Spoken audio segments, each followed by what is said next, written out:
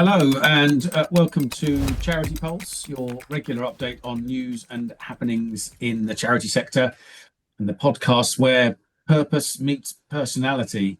I'm James Saunders, I'm partner at Moore Kingston Smith, and I'm joined as ever by my co-hosts Catherine Rustomji, partner and head of charities at Shakespeare Martineau, and Charles Mesquita, charities director at Quilter Cheviot. And we're going to dive into the heart of the charity sector, unpack those big issues, spotlight unsung heroes, and share the stories that really matter. You may be listening to us on Spotify or Apple Podcasts or YouTube, any of our respective organisations' websites. However you're listening, you're very welcome, but please don't forget to like and follow and subscribe, and generally hit any positive feedback buttons you can for us, presuming, of course, you do find our sessions useful. We've been scouring the charity news for matters that we think will all be of interest to you charities out there. So let's just dive in. First topic this week, the news this week that two major food redistribution charities have announced their merger. This is the merger of FareShare and the Felix Project to combine and form a new organisation. Seems to me, having looked at it, this is kind of what the Charity Commission and a lot of people want to see in mergers. Two reasonably strong organisations, a lot of synergies, makes a lot of common sense on paper. How the reality pans out, of course, we'll wait to see. But it doesn't seem that either party is particularly in a weaker position, or it's in any way a takeover or anything like that. So, Charles, I'll come to you first. I know you've been looking at this. What do you think about this proposed merger? Well, I'm going to have to say, I have to declare that I have this is something I feel quite passionate about. And I have to say, I was just did a quick Google of sort of facts around food waste. So, and this came from City Harvest London. So 1.3 billion food is wasted annually, which would feed 3 billion people. Households are responsible for 60% of food waste. And if food waste was a country, it would be the third largest emitter of greenhouse gases. So I think this is absolutely fantastic. I think they do a brilliant job. And if it means that they're going to be able to do more and there are synergies through it, I think that should be applauded. Also, I mean, having been through a merger myself and knowing how challenging that will be, and I think Catherine will probably pick up on this, I think that the respective sizes of both organisations probably makes that sensible. The one thing I did pick up, whether it was from the press release or from the article, was one of the rationales that it is harder for charities to fundraise. And that did get me thinking around, there is definitely a squeezed middle, and there has definitely been a massive shift towards those charities with stronger brands, raising more money and others not, which I'm sure is part of the rationale. The other thing in the article, the journalist questioned about job losses. I can understand why the journalist asked the question, but how they ever expect they're going to get a response. I suspect there will be some rationalization, as there is, and as there probably should be. But one assumes that the trustee boards and the executives have looked at this and said, we can put 2 and 2 together and we are going to make 5, 6 or 7 rather than 3 or 4. The background, I think, from what I can see, is that FareShare is more of a national organisation, and the Felix Project is very London and London focused. And indeed, it seems that there is a partnership arrangement in place already, as in the Felix Project, I think, is a service provider in effect to FareShare anyway, a local, perhaps London hub or specialist, if you like. So there's clearly some background here. This is not two strangers merging, if you like. There is some synergies clearly already identified. Catherine, what do you think about this? Interesting. I mean, it's almost describing it as a model as if it's a new model. It does talk about the merger will take place over a 12 to 18-month transition period. I would say all mergers do that. I think that period is either front-loaded before you announce merger, or it's during, or it's after. But it's always, there's a transition period. So I didn't think that was necessarily anything new. Being a typical lawyer geek, I was jumping into this thinking, yeah, but what's the legal structure? And it says they're creating a new charity, which is interesting because, simplified merger structures, A goes into B, or B goes into A, or A plus B creates a new C. So here we're doing a new C, but that is a lot of cost. There's a new legal structure needs to be created. All of the assets from A and B need to be transferred into it. And then cynically, I did wonder about the 12 to 18 month lead in actually is more of a chance to rationalize staff before you start moving assets and merging the entities. So didn't necessarily see it as the kind of, I don't think it's going to be win-win for everybody. And I also thought it was a bit of a cop out. The expression that's often quoted is it's turkeys voting for Christmas. When you've got two boards of trustees and two senior management teams, you don't need all of those people. But here, they have still got all of those people. They're all just being moved around and given different titles. And I think that's the settling that needs to happen to create those efficiencies. It's not just within the organisation. I think it's at board level as well.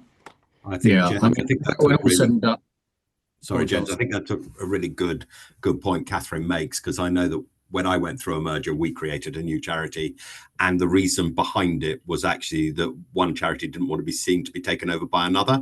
Although actually, from a reality point of view, the most cost-effective way would have just been one folding into the other. So the one piece of advice I would give to both of them is whatever decisions you make it in the best interest of the new organization, not as a compromise to existing, because a lot of stuff is internal where they're thinking optically externally it has an impact, where in reality it doesn't.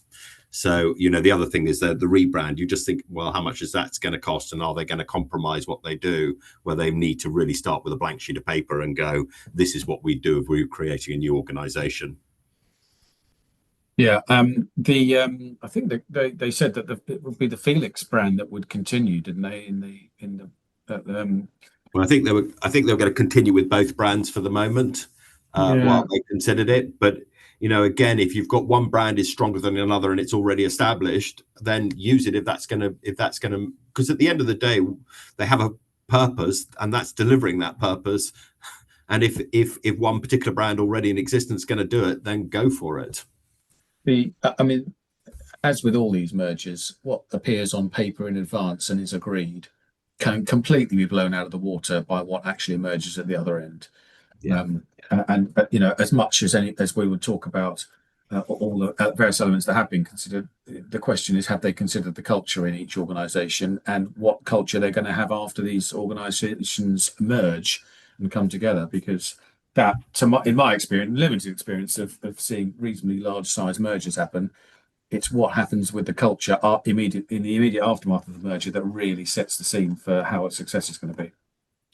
And although I don't have any academic evidence, I suspect successful mergers are fewer in case studies than those that have had issues, problems, and not been successful.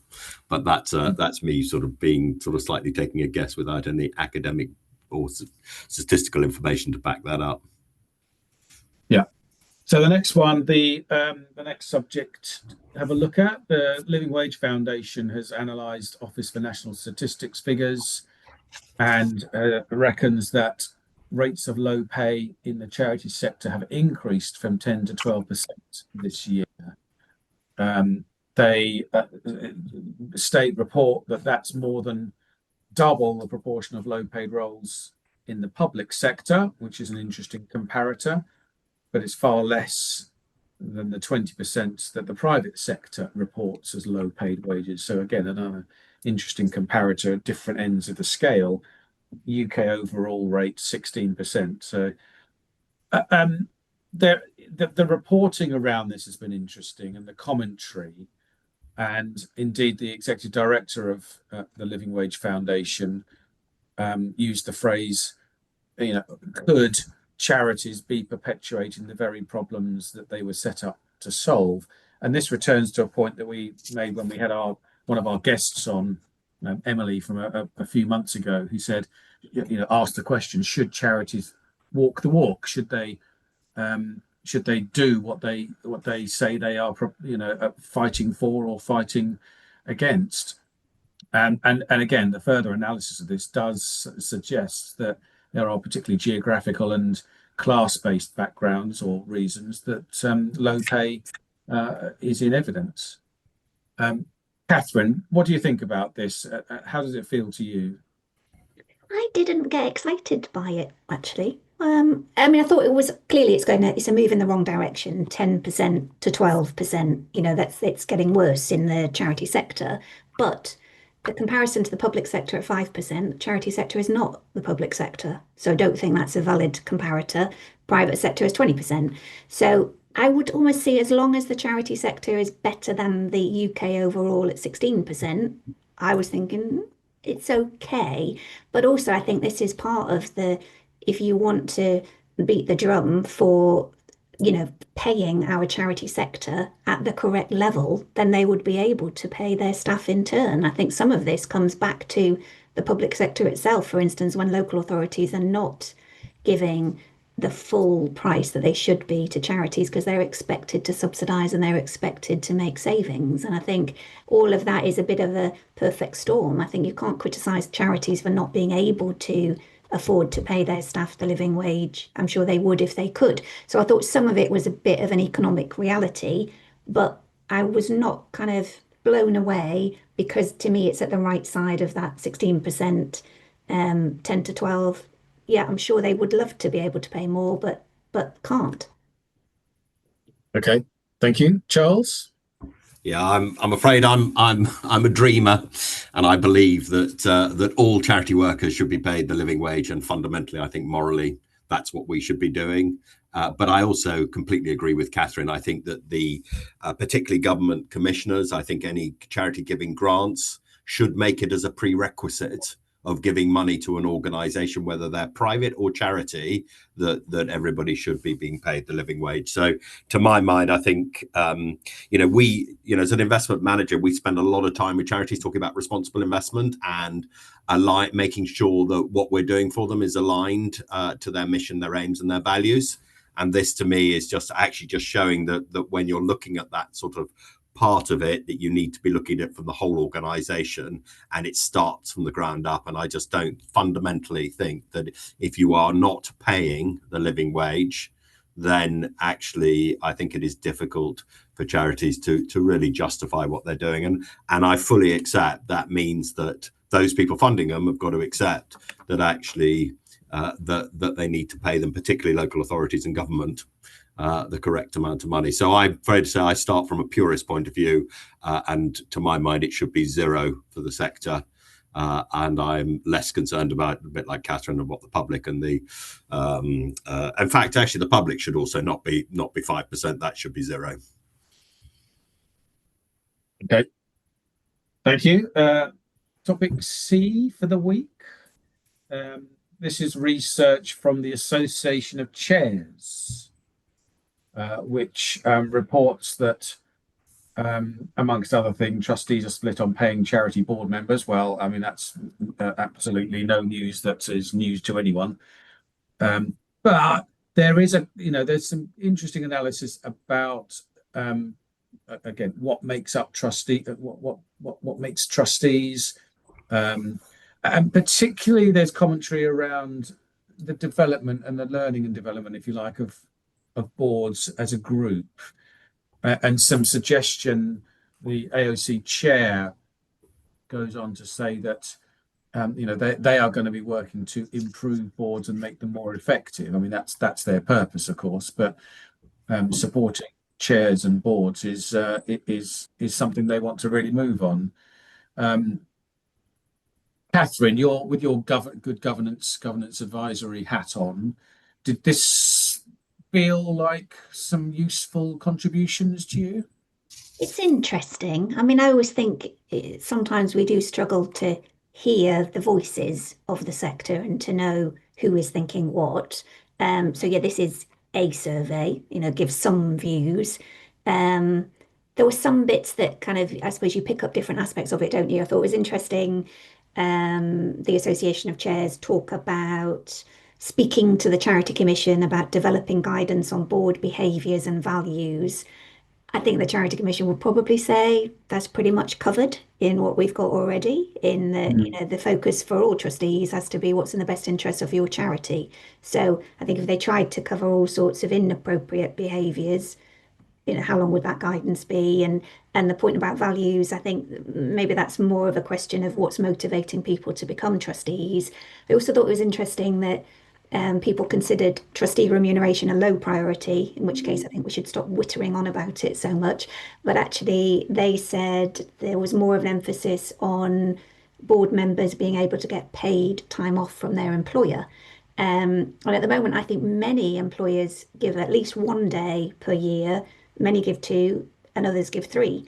And I think here, this is actually for charities to start rethinking, then stop having your board meetings at 11 a.m. on a Tuesday, because that's a prime working day for trustees that are still in employment. So, you know, some sort of meeting in the middle, I think, about how you can be more effective in terms of time management and also attract people from different backgrounds and get different voices at board.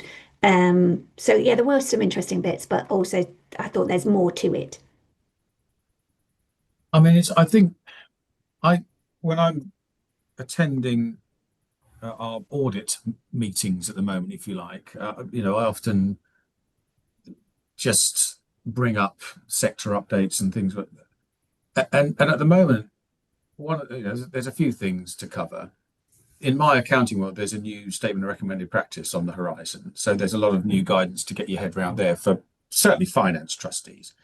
Then there's the new fundraising code, which comes into effect from November, which will affect some organisations. And again, it ought to be on a lot of boards' agenda, quite how that comes through. Then there's the upcoming refresh to the charity governance code, which will be effective should be effective. There's an awful lot of new guidance and regulations and stuff that trustees have got to think about in these next few months. Do we need another good guidance recommendation document for boards, Charles? Probably not. The bits that I picked up from this, well, firstly, who participated. So you've got just over 55% of respondents are over 55, 49% have master's degrees or PhDs, and then 63 respondents were female, 35% male, and 3 preferred not to say. So, you know, one of the things, and I have to say I haven't read it in detail, but I did slightly wonder how representative the comments were, and putting that into perspective from that basis. I did think it was interesting that one of the things that they had picked up was developing principles guiding behaviour around individual board members. Now, I think that this sort of behaviour of individual board members has been something that has been increasingly becoming a problem in the last 5 or 10 years. I can't really remember prior to that it being a big issue, but I'm not sure whether that's because it wasn't publicised and now is being picked up. But to my mind, the biggest thing from this is around having a learning culture. I mean, one of the to my mind, if we go back to when we talked about what was being a good trustee, you know, somebody who's got an inquisitive mind is prepared to do it. That to me is probably because you're not meant to be, don't have to be an expert, but if you at least go out and do a bit of research and think about things, you will come back with a better decisions. And the other thing that always worries me is the language around that every trustee. Everyone wants trustee boards to be better. They want them to be more effective. So does that mean they're not particularly good at the moment, or they're not particularly effective? I think we need to be very careful about our languages. Yes, language. I think yes, we want to be on a progressive path to improvement, but I think we should also acknowledge actually most boards, certainly from my experience, do a good job, and they're all volunteers and they feel passionate about it and they're trying to do the best for their beneficiaries. Catherine, do you want to come back on any of that? No, I think so. That was Charles. No, I do not want to. Okay, good. Last topic from this week, and it's one of my pet projects, Omaze. So some reporting actually from the Independent this week, with a charity Gamble Aware raising the matter of Omaze, and they is associating with examples like McDonald's monopoly. Prize draws such as Omaze and McDonald's monopoly are normalizing gambling, particularly for children and young people. And I think what isn't said there is for for the poorer sections of society as well.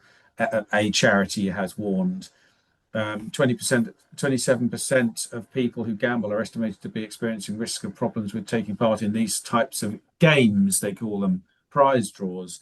And they make the point, which we made before, not currently regulated as licensed form of gambling, but Gamble Aware said had many similarities to gambling.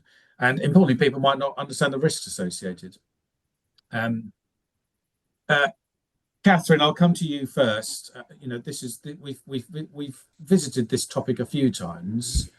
This is a slightly different tack or a slightly different approach, I think. Yeah, and it is interesting, isn't it? I think the fact that prize draws are not regulated as gambling, but I was doing a bit of a Charles and I Googled it, and the definition of gambling is the activity of risking money on the result of something. So, such as a game or a horse race, hoping to make money. So, that's exactly what this is. It is gambling. And so, I think there is a question there for charities that choose to associate with a gambling organisation. That there are those in society that are suffering as a result of gambling. And I just think there is an ethical piece there around how that money is generated and who is contributing to that. And I think in general, from the National Lottery, those that contribute the most are those that can least afford to do so. So there is a moral question here. And I think it's a dilemma for charities that they might well be saying, well, we can make an absolute fortune from the Omaze prize draw, and every one of those houses looks fantastic and I want them all, but I haven't put my hand in my pocket to buy a ticket. And I do just wonder, the effects of this and whether it's normalizing something that should be treated with more caution. Omaze has made a statement on this and defended itself in effect. It says Omaze is pleased to be working with the Department of DCMS to develop a voluntary code of conduct for the industry to ensure that Omaze's high levels of protections are matched. I mean, if it's voluntary, you're not ensuring anything. To my mind, that's the first point. Well, But it is hard work to see how such a multi-million pound what is this?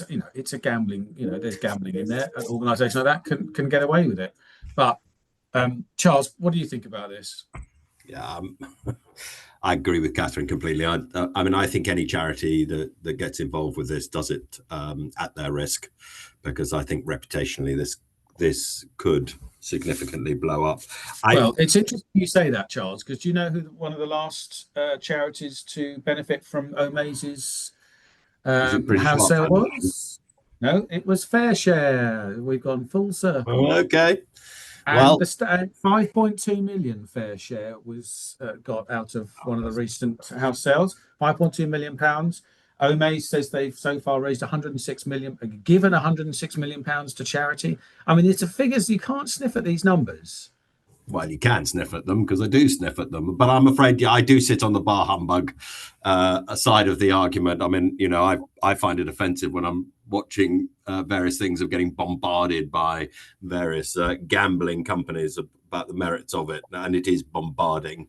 But for any charity doing it, they do need to consider the impact of what and the reputational risk that comes from it.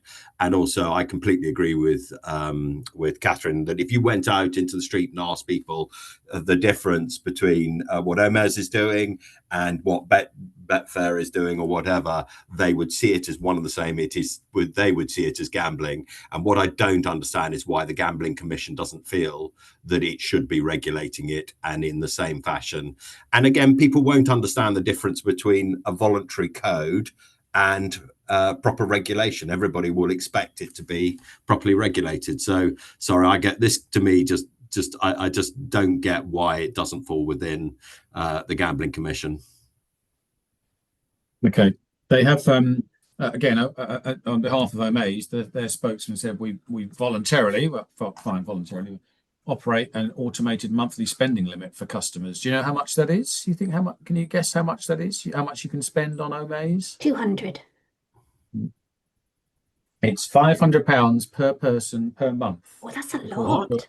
according to Amaze's own website. Mm. So that's to protect against any potential excessive spend.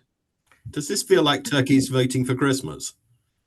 I mean, like I say, and we should say they do say, and I'm sure they're right, in as much as they operate in full compliance with all relevant UK regulations. But and our point is that the regulations, well, they're under the wrong regulations, aren't they? If they're in that gambling space. Yeah, and I'll also give a shout out to the fundraising regulator, because which is voluntary, although I don't think really it is voluntary. But actually, I think they've done a very good job with at least making sure that things are being done appropriately from that basis. That's probably all we've got time for this week. We covered an awful lot there. So thank you, Catherine. Thank you, Charles. And thank you to you, the listener, for tuning in to this episode of ChariTepulse. We hope there's been some insight, inspiration, and a better understanding of some of the aspects of this very important world of charity and social impact. If you've got any questions or topics you'd like us to cover in future episodes, please do let us know. We do aim to ensure there's something here for everyone in the sector.